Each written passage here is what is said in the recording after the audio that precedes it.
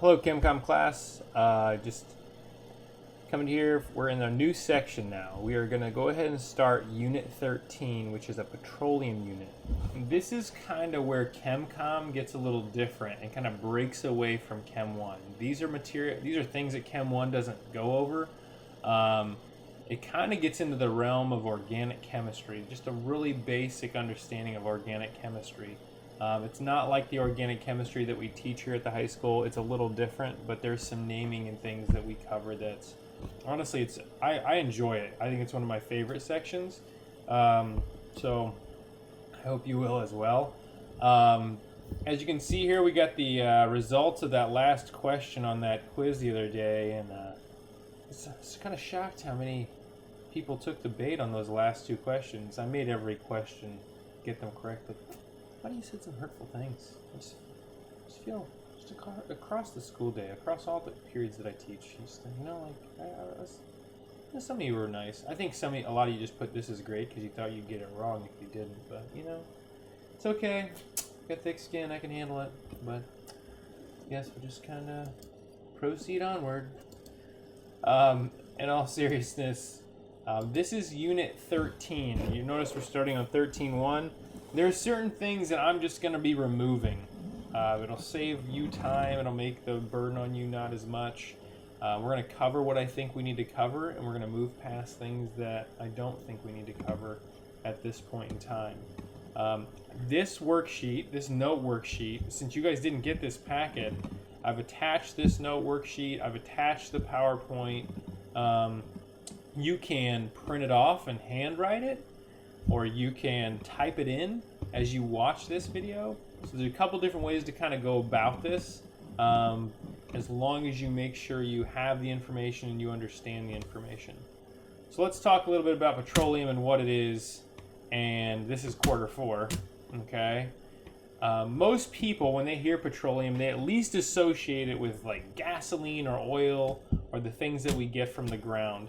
Most of us understand that we use petroleum, like we think cars, gasoline, and that's true, but we'll find out that there's actually lots more going on with petroleum than just that.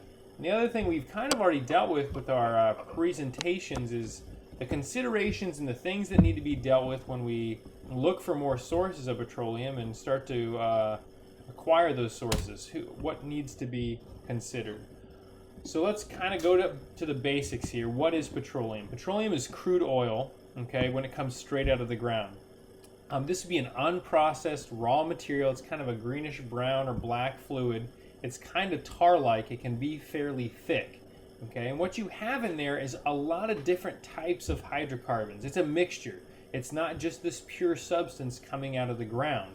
It's our job to kind of purify it based on a couple properties. So typically we have an aquifer underneath the ground where we have some dense rock, okay, that water and other fluids or gases won't travel through, and it's kind of trapped in between. So we have these impervious rock layers that basically water, liquids, and other gas can't travel through. So the petroleum, the water, the natural gas is all trapped there, and basically we pump that out of the ground to purify it. So anything like, there's certain rock layers like limestone, you wouldn't find this in as much. Limestone cracks and fissures. Anything that cracks like that typically wouldn't hold the water and the petroleum. It would be able to run or move out of that kind of enclosed space underneath the Earth's crust. Okay, if we're going to understand petroleum, we really need to understand hydrocarbons. We spent a lot of time in the fourth quarter talking about hydrocarbons. These are simply just molecular compounds that are hydrogen and carbon. I know it's like revolutionary, right? That's really, really smart. It's just hydrogen and carbon in different ratios. Some of these words are going to be familiar to you. Propane. You know what propane is, okay? If you have a gas grill, you use propane, butane, pentane, ethane. Notice there's some patterns already starting to pop up. How they end, okay? This has 2 carbons, 3 carbons, 4 carbons, and you'll notice we have hydrogens surrounding all those carbons. Typically, these hydrocarbons are the ones we're going to be dealing with, are long chains of carbon, and then the hydrogens are around the outside. And typically that's because hydrogen will only make one bond, so it can't be a central atom, it has to be on the outside. We use petroleum for all kinds of things. Obviously, most of it comes from energy needs. Okay, over half of the U.S.'s energy comes from petroleum. Or half of what we use petroleum for is for energy needs. Automobiles, heat for homes and schools. We even use it. We burn it. We can burn it to make electricity. Okay, diesel for large vehicles and jet craft. 89% of petroleum is burned as fuel, okay, whether it's heating or whether it's basically in some form of transportation. That's quite a bit, okay, but there are other uses. You can see here from this graph, we can see that most of it are fuels or heating, okay, but there are some other things, okay, that would not fall into that category. So, what are those other things? Most of it's building material, sports equipment, clothing, automobiles, like even things like carpet. Any kind of plastic is coming from oil, okay? Petroleum-based things. Typically synthetic materials, plastics, anything like that are going to have some level of petroleum in them, okay? So this is kind of a good graphic to show this, things that are made from oil. You know, we think oil, we think heating and cooling, we think gasoline, you know, and like cars and things like that. But all of these plastics and everything, like rubber, everything in those categories are coming from oil as well. It's just a much smaller percentage. We don't use as much on those things. Okay. So when we burn hydrocarbons, we always produce carbon dioxide and water. Okay. In the tailpipe of a car, carbon dioxide and water vapor are coming out. You can see this in the winter because that water vapor cools real quick when it comes out of the engine, and typically it becomes like a visible cloud. Okay, that's what you're seeing is water vapor condensing. Okay, but you can notice here, it doesn't matter what hydrocarbon we start with. Okay, CH4, C5. This is like just saying any hydrocarbon. They always produce the same two things, water and H2O. Okay, and obviously this is an exothermic process. It gives off heat. Well, how do we, like, that's why we use it for heating vehicles and homes and buildings and those kind of things. Okay, and it's non-renewable because once we use it, it is gone.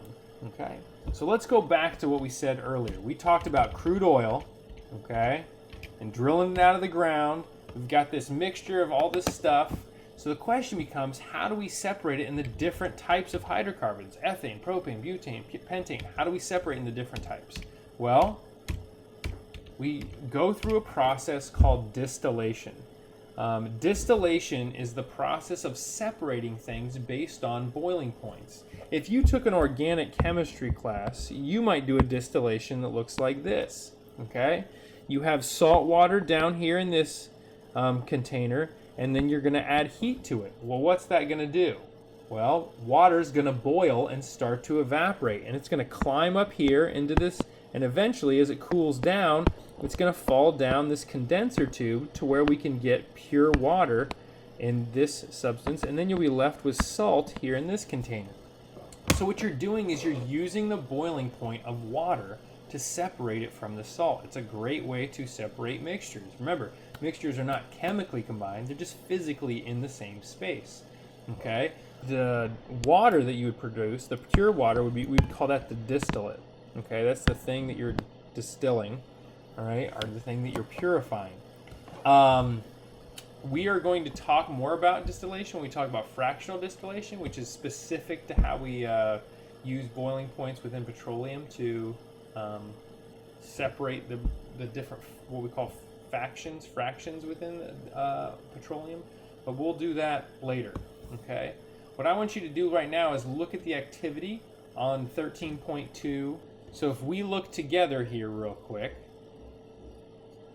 what you have here is something called fractional distillation. We have not talked about this yet. We're going to talk about it next time, but this references numbers in the book, or page numbers in the book, but it also says you can use a Google search as needed. And I think most of the things here you should be able to answer using Google because this is a pretty popular and topic to talk about when you get to petroleum and organic chemistry. Okay, the other thing I want you to take a look at is this right here. All of this assignment today is kind of flashing forward to where we're heading. Okay, and this just some very basic instructions, and then just asking you to interpret what's going on. You can type, if you don't want to print this out, you can type right on here, and that would be fine. There's no math here, so you could probably just type the answers. If I were you, when you're typing the answers, I would type in red. And that way you can kind of see what you wrote, and I can see what you wrote. I'm not going to have you turn this in at this time, but it just might be help. At some point in the future, I might have you start sharing things, and it might be good to be able to like separate what you're doing from what I'm asking. Okay, that's really all I wanted to do today. We will continue on with petroleum the next time I see you. Be good to somebody today. We will see you later.